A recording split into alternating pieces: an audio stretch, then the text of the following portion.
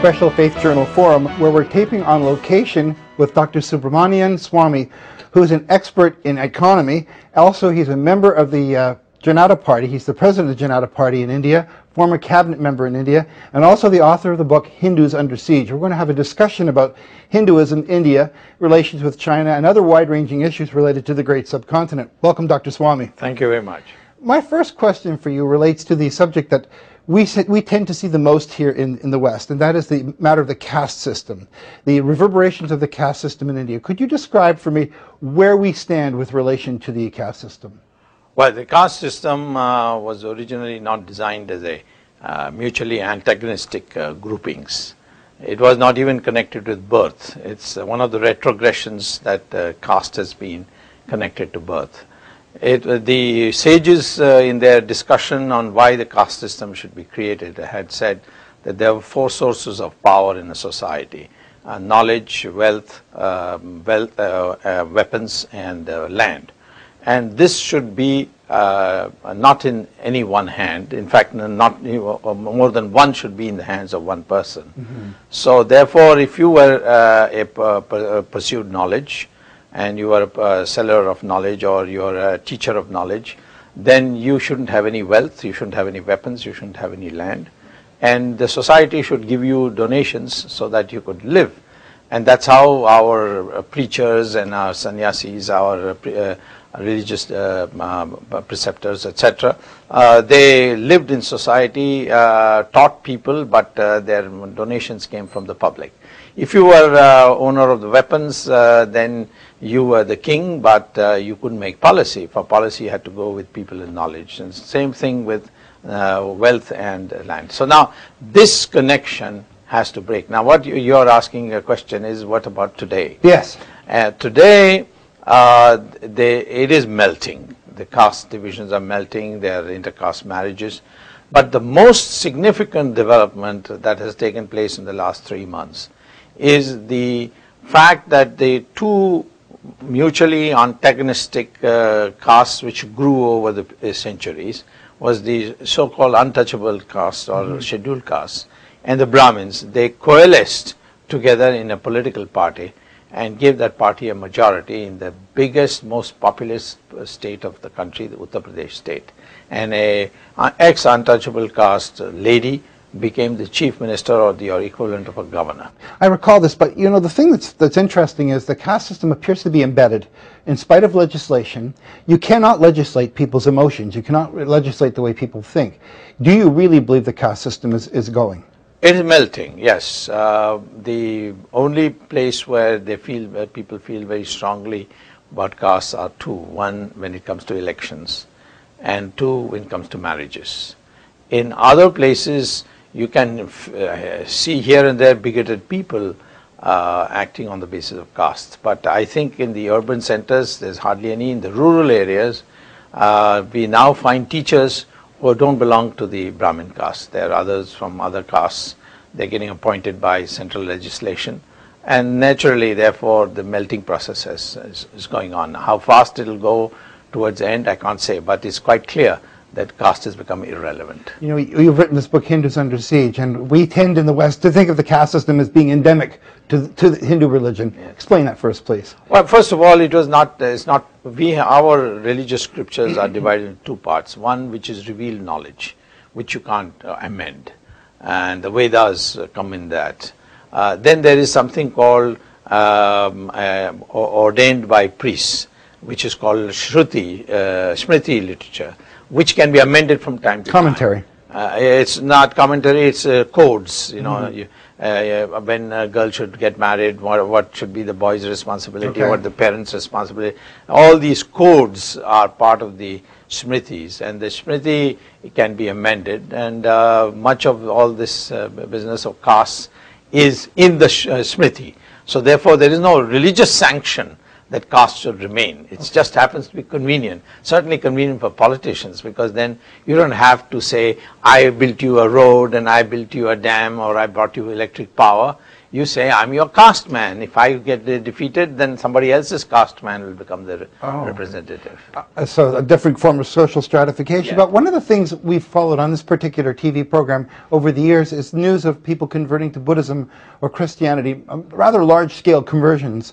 Why does that take place? We understood that was to escape the strictures of a caste system. I don't agree that the conversions are large scale. Even today, the Buddhist population has not crossed 1%.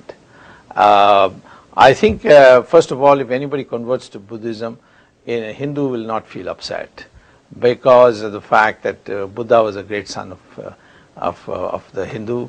He was the incarnation of Vishnu, and all that he preached was a reform of Hinduism, which most of us accept today. That's not a problem. The problem arises out of the fact that there are still people who who think that Hinduism should be practiced in a certain obscurantist way, and that creates a problem. The second thing is that Buddhists, if you convert to Buddhism, then the privileges that the scheduled castes get as Hindus will be also extended to them. Yes. So therefore, they don't lose anything. At the same time, they can say we are not part of the Hindu social stratification. But some states have actually enacted legislation that prevents conversion. Why? They don't. There's no state which has enacted legislation which prevents conversion. But there are legislations, and surprisingly, in Congress ruled states began the process, and the latest one is also a Congress party ruled state of Himachal Pradesh, which is to prevent induced conversion. Okay, explain. Where money is involved or coercion is involved, and but if an individual converts, even under the act, there is no bar. But it's okay to reconvert back to Hinduism. There is no. If somebody says my ancestors are Hindus and I want to reconvert, you don't need any priest's permission. You just say I'm a Hindu, and the Hindus don't have a conversion ceremony. Okay. So are people converting to escape the stricture of the caste system? Yes, that the original motivation that led to conversion was partly that, partly also there was 800 years of Islamic rule and 200 years of British rule, which was Christian, and both these definitely made it a disadvantage to be a Hindu, and the weakest link in that was those who were the most poor, and the most poor therefore converted. But then conversion took place across all castes. Even today I meet many Muslims who say that my great-grandfather was a Brahmin from this place or that place. He can, one of the most famous editors of our newspapers called M.J. Akbar, he has written a book called Blood Brothers, where he says that my grandfather was a Kshatriya, that is the warrior class. Okay, after the break I want to continue this discussion. Please stay with us, we'll be back soon. After the break, I want to continue this discussion. Please stay with us. We'll be back soon.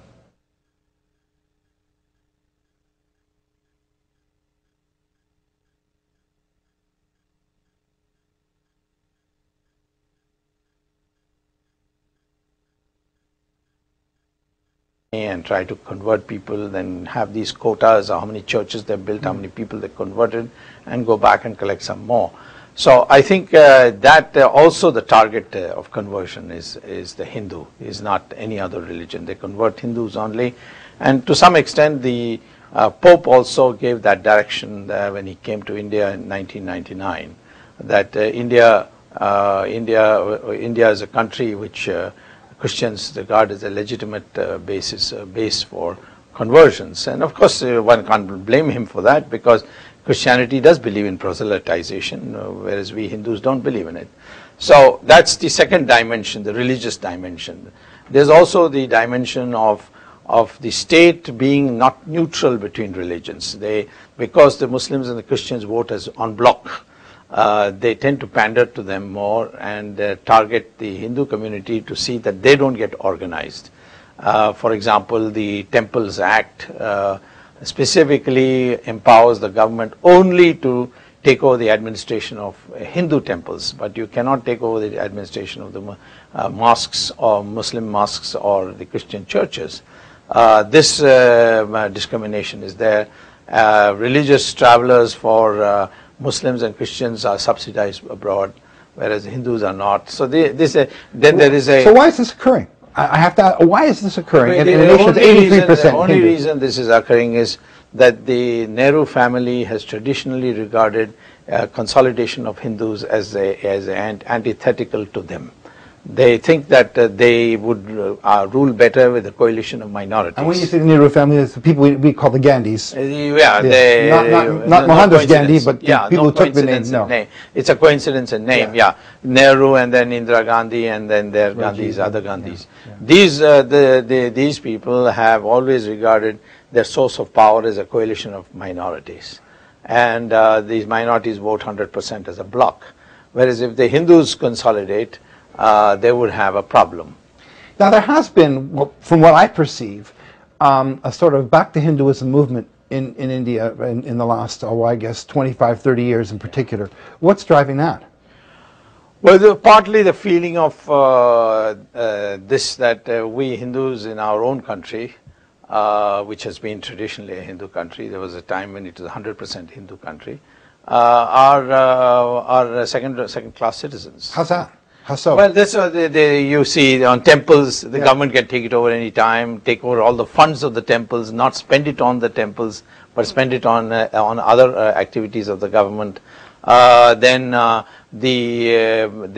Sometimes the state chief ministers have arrested the Shankaracharya, one of the pontiffs of Hindu religion, on false cases, harassment.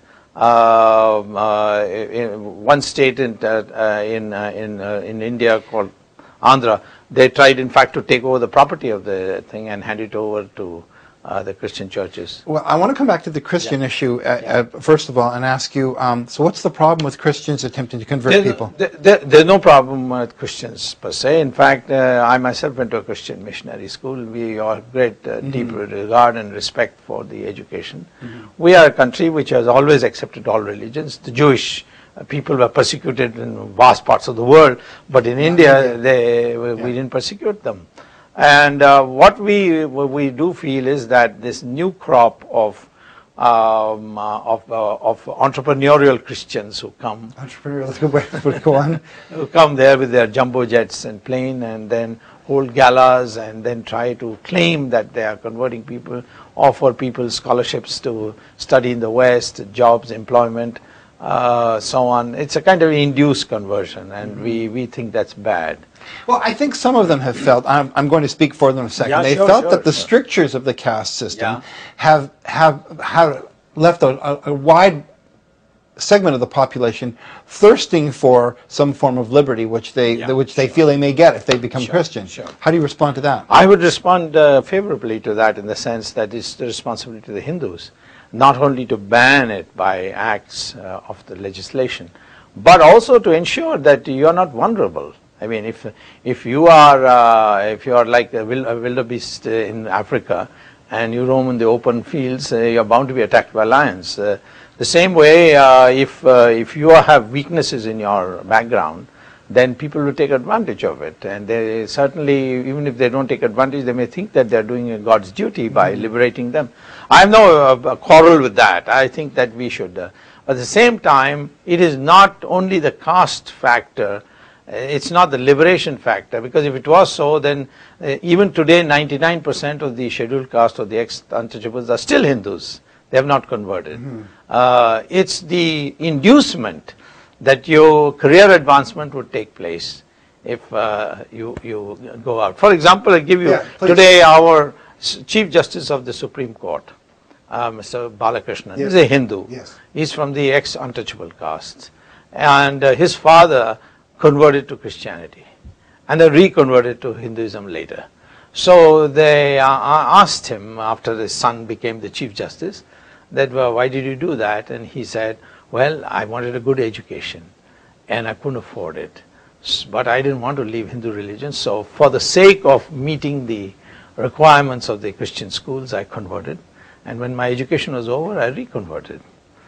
So I think the caste system injustices are not the main part of the conversion activities. It's the main part is motivated by offer of heaven once you convert. Salvation. When we come back, what I want to talk about is whether India really is a secular society as it claims. Please stay with us. We'll be back shortly. Please stay with us. We'll be back shortly.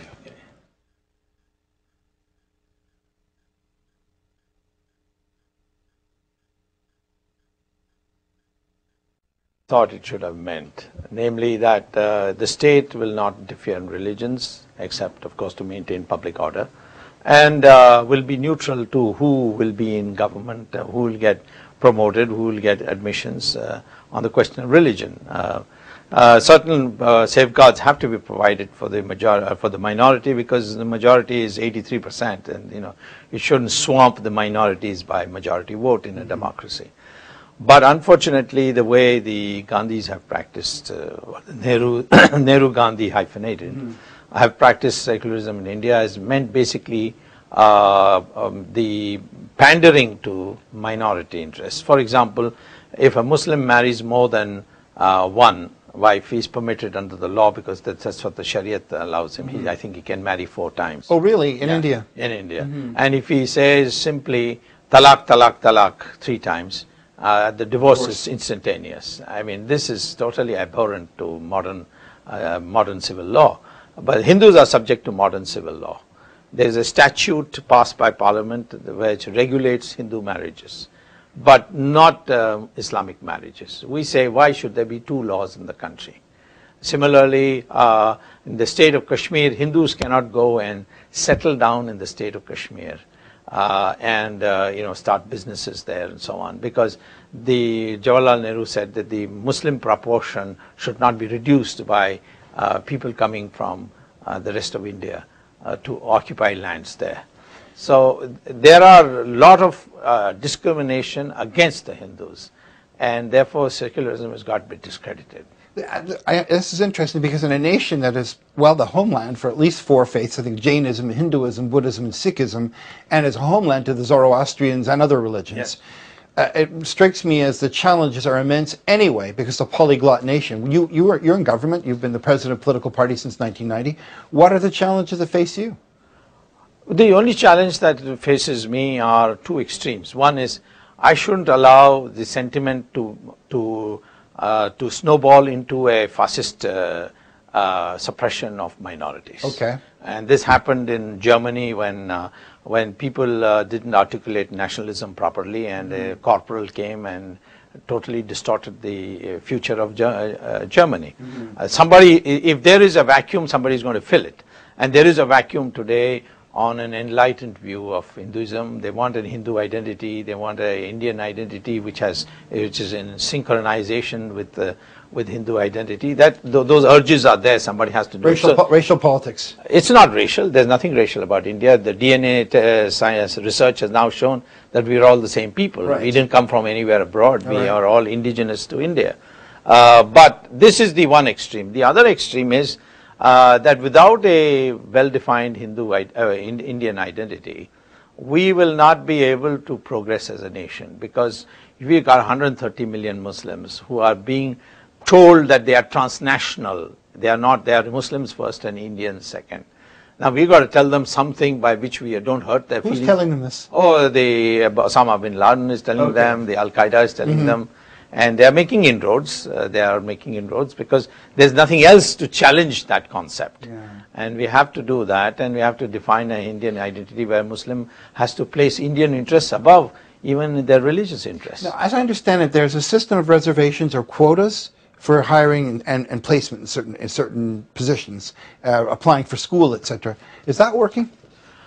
Well, as far as reservations is concerned, the part that's not working is the proposal to reserve quotas, provide quotas for Muslims and Christians.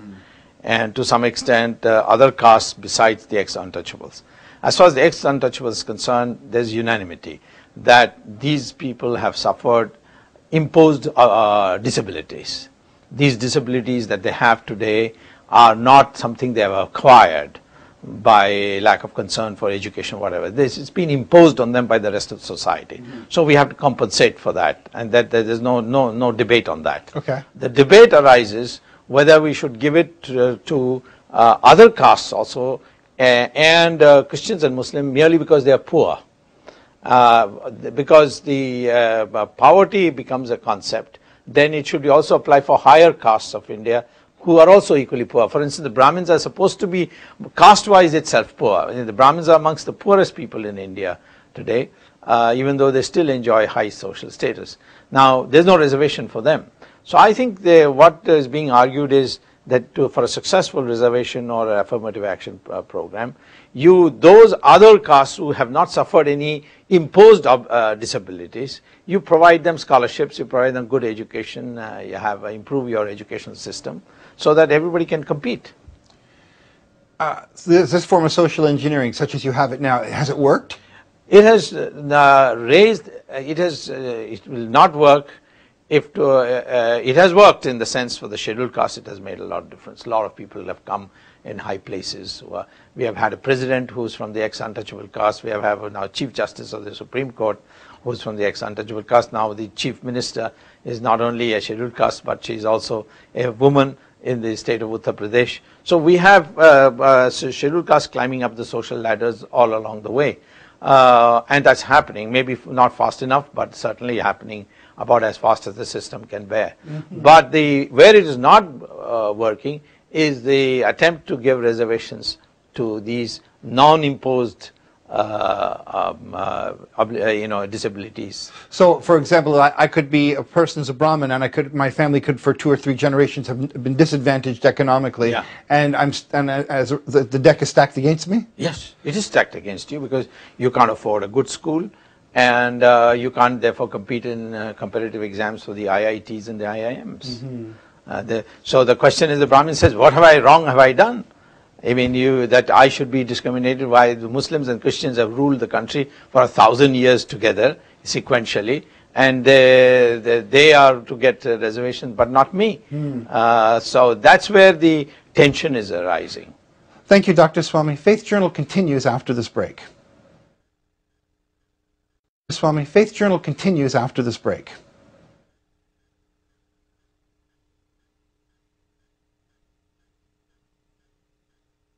Welcome, Dr. Swamy. Thank you. The question I have is, on the 60th anniversary of independence, India's independence, the nation is emerging economically. What impact is that having on faith and culture in the nation overall? Well, it's having 2 different types of effects. One is a positive one is a negative one. And I don't know how it's all going to work out because globalization is moving at breakneck speed.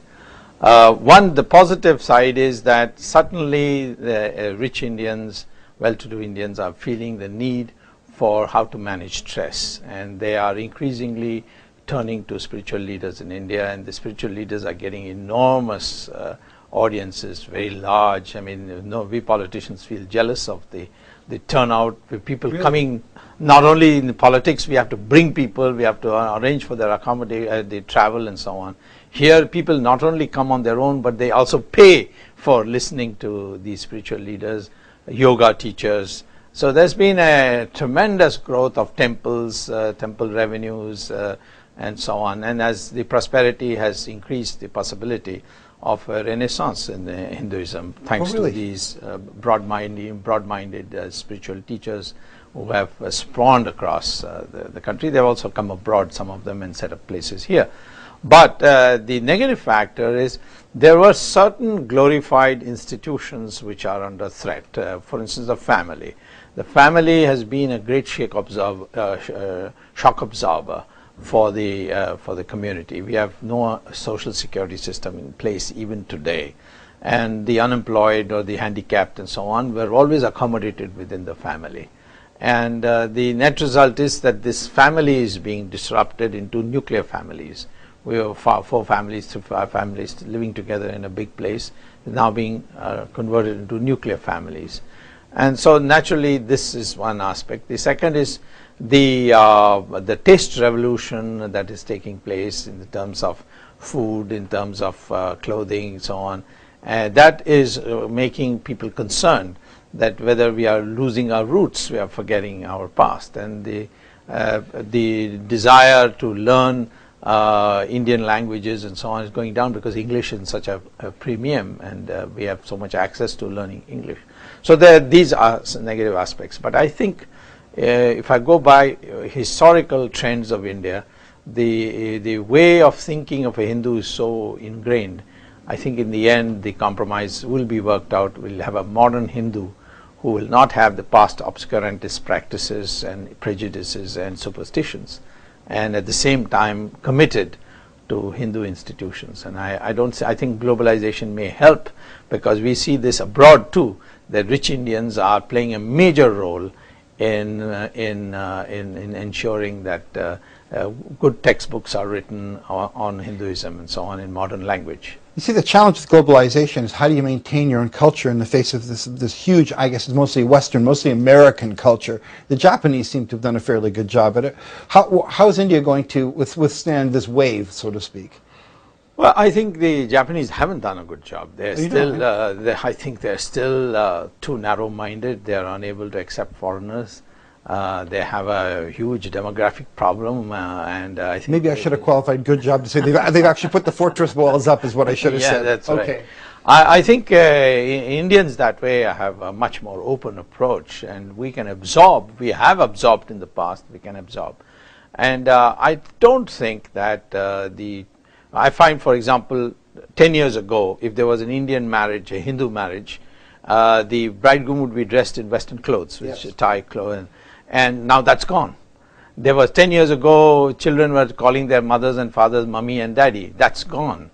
And wearing traditional Indian clothes has now become a thing to do on social occasions. Not in the workplace, but certainly in social occasions. So there's a dual process going on. There's globalization, but at the same time, and you'll have to explain this to me, why are cities like Bombay being renamed Mumbai and Madras has become Chennai, etc.? What's going on here? Well, in the case of Bombay becoming Mumbai, it's understandable because in the local language, it was always called Mumbai. And so why should you use it by the anglicized name? Fair enough. Bombay. But in the case of Chennai, of course, I think it's stupidity, because Chennai was never the old name for the city of Madras. And that's why the Madras High Court has said, we'll continue to be known as Madras High Court. We will not change. So what was that about? That was the party in power had a phobia about if they were to go back to the old name, the non-British name of then it would have been called Mylapore or something else, which had connotations with Hinduism. And the present dispensation in power is anti-religious. I'm fascinated by your comment earlier about how people of means are now returning to faith. Yes. How does that? What are you seeing? How's that demonstrated? Well, it's happening here too. For instance, I saw in Business Week, which is an American magazine for businessmen, that for stress control, they find the teaching of Bhagavad Gita will help. For instance, the idea that you have freedom in this world, you have freedom as a human being only to do action.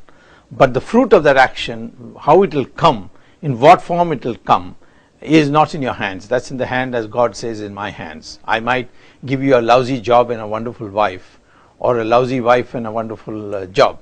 You're not going to have everything.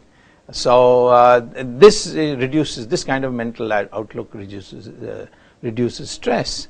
So I think the philosophy of Hinduism is extremely scientific and appealing, and our people find yoga, for instance, as a way of removing many of the ailments that we have. Our foods, for example, now the Americans are telling us that Alzheimer has disease has such a low incidence in India because of the turmeric that you use in your curry, right. And that's why your Indians are lucky. So, there's a reaffirmation of the faith in fact, through globalization, you find more foreigners coming to India and going to our religious institutions. True, the exchange is going the other way. Ayurvedic medicine, for example. Yeah, that's right, Ayurvedic medicine. So many of the things, and now people are acknowledging that it is we who gave the world decimal and zero and algebra and even rocketry.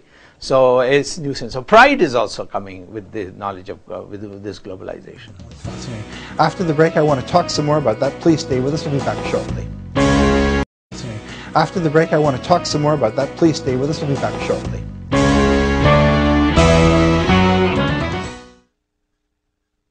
Dr. Swami, you're talking to a number of temples and organizations here in Canada. The state of Hinduism outside of India, does it compare with the state of Hinduism inside of India?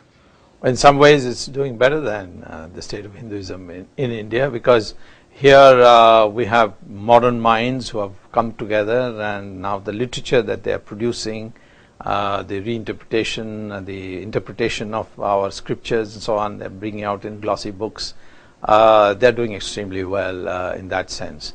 But the globalization question that you raised earlier impacts Indians much more in the West, because you go through schools here for Indian children, then they come out talking like Americans and behaving like Americans, and that is something which suddenly the Indian families find very difficult to cope with. The dating system here, or the marriages, or the sanctity of marriages, and the way the parents count for their old age, etc. These things are some things which the Indians extremely unhappy. So they are therefore hoping that we will have religious institutions and become a part of the social life of the Hindus in this country, so that they can retain some of the good points of our religion, at the same time participate in the society here. So I think Hinduism here is flourishing, and I think the fact that there's a lot of effort being made to build magnificent temples here, yes, is having tremendous, profound impact in India. People are proud of the structures that have come up here. Of course, we are extremely also happy that the West is tolerant for this, and it's shown a great deal of. We can't build, for example, temples in Middle East. You can't even celebrate. Saudi Arabia. Yeah, in Saudi Arabia, you can't even celebrate your festivals.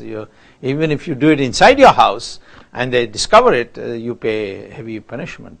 So I think this is one angle. The second is, many of the Indians came as indentured labor to West Indies, to South Africa, and so on. And they were so unhappy that the only way they could retain their sanity was to have this hold, this fanatical attachment to the religion. So in fact, in some ways, I find the Guyanese and the Trinidadians and the South Africans much more have much more fervor about Hinduism than I do, for example. And I'm impressed by their dedication. In fact, in Trinidad, in Guyana, I think, the British wouldn't allow them to build a temple on the main island. Yes. And they pointed out to a small island some kilometer away in the ocean, said, go and build it there. And then that too, when you're off work, you can do it, take leave and do it. Yeah. So people held stones in their mouth and swam across, and bit by bit they built it, and it's a monument of dedication. I'm really impressed with that. The manner of worship here in North America, I imagine, is quite different. I mean, than it would be, let's say, in India. No, they import but we Sundays, for example, I think of that. No, temples people go every day here, whenever they can. There's no hard and fast rule when you have to go. There's no mass, for example, like the Christians have, that you have to be on the Sunday. Hindus, there's no. It's a much more decentralized approach. You can choose the god you want to pray to, and you can choose the time of day you want to. But if you do want to become a spiritually evolved person, then the discipline gets stricter. But if you want to be a religious person, there's no hard and fast. Now, you talked about the fact that in India there was a renewed interest in the fundamentals, the essence of the religion. Yes. Over here, is that the same, or are we still seeing weddings with cakes and white weddings and bridesmaids? Yeah, here there's they are a little defensive on being innovative on how to evaluate and interpret religious concepts. So they're a little more conservative in that sense than in terms of practices than back home. Back home we can experiment, and we can even have religious ceremonies through the television, which will be intolerable here. Oh, really? Well, television is a wonderful medium. Yeah. I have to ask you, when you mentioned back home, we often hear stories of communal violence. I can't let you go away without asking about this. Particular places like Gujarat, the Ayodhya, the Ram Temple, and Babri Mosque. Yeah. Is this going to continue, or do you think this is come and gone? No, it's going to continue, because the basic flaw in our social engineering. Explain. Is being that since 1947 we haven't defined what is the Indian identity. What are we? For a long time, the Nehru family tried to propagate that we were a nation of warring states and the British put us together. So they may have done other damage, but this is a great legacy. That's not correct. That doesn't solve problems. It actually makes it worse, in the sense then it means that you can, if you came together, you can fall asunder too. And the net result is that today there are 130 million Muslims who are being appealed to by terrorist forces, saying that your nationality is secondary, your religion is primary, and you have a job to convert the whole of India into Islam. So this is one aspect which troubles the Muslim, and we have at the same time there are growths in there are Hindu groups who are saying that Muslims are foreigners. You know, they got Pakistan. What the hell are they doing here?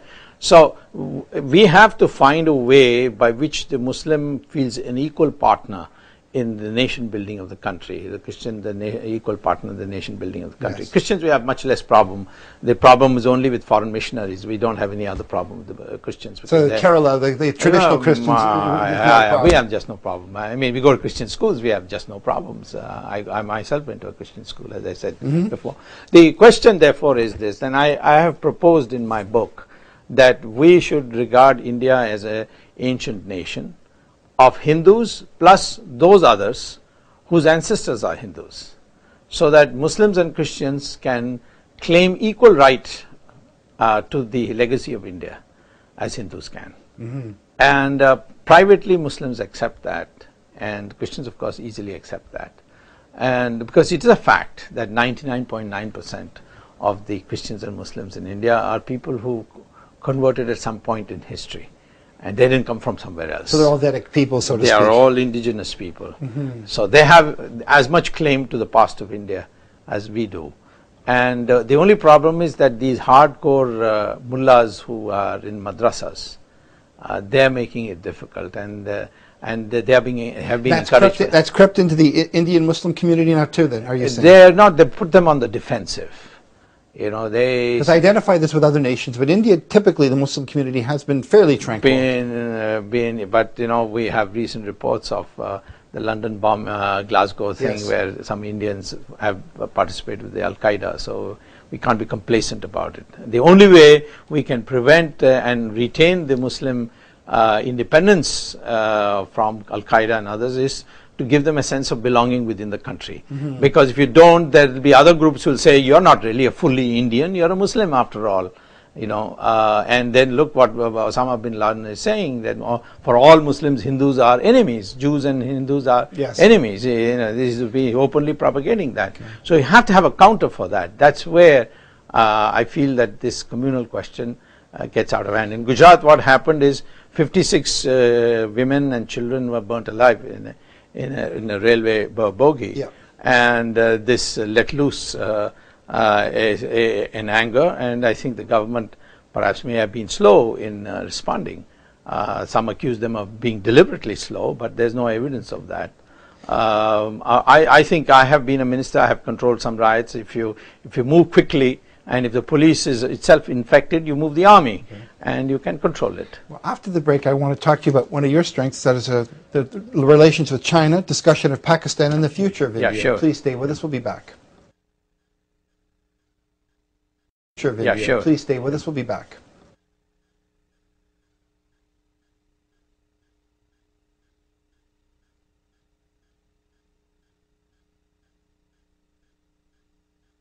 Dr. Swamy, we have two giants. We have India and we have China bordering on each other. I know you've written 4 books about China. What is the future of relations between India and China? Well, it's a bit hard to predict, but first, if you go back in history, we have had 2,000 years at least of relations, and only I think 3 years we were really tense. All the time there were peaceful exchanges.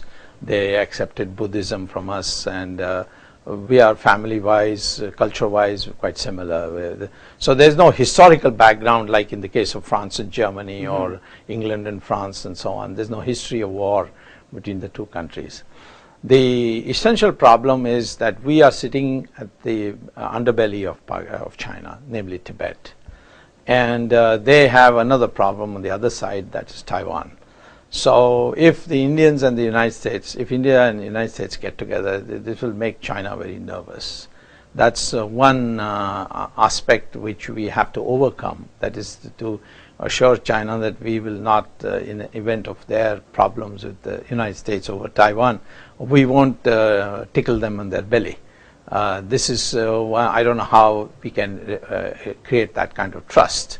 China on its side has been patronizing Pakistan. In fact, Pakistan's nuclear program is entirely due to the assistance from China and North Korea, and otherwise Pakistan would never have been able to do it. Besides, of course, the usual robbery and theft which was done in Europe by Pakistani scientists. So the promotion of Pakistan by China is also an irritant that we have. But most of all, China's economic success is on thin ice. That is, their entire success is based on the fact that they're able to export such a large amount to the West. Those exports are not Chinese made. They are maybe written made in China, but they are semi-processed products. 2/3 of it are semi-processed products from East Asia, which go to China for cheaper labor and get so assembled in China and assembled, little value added, and then sent out. So tomorrow, if East Asia were to say India is a better place, then that traffic would go via India.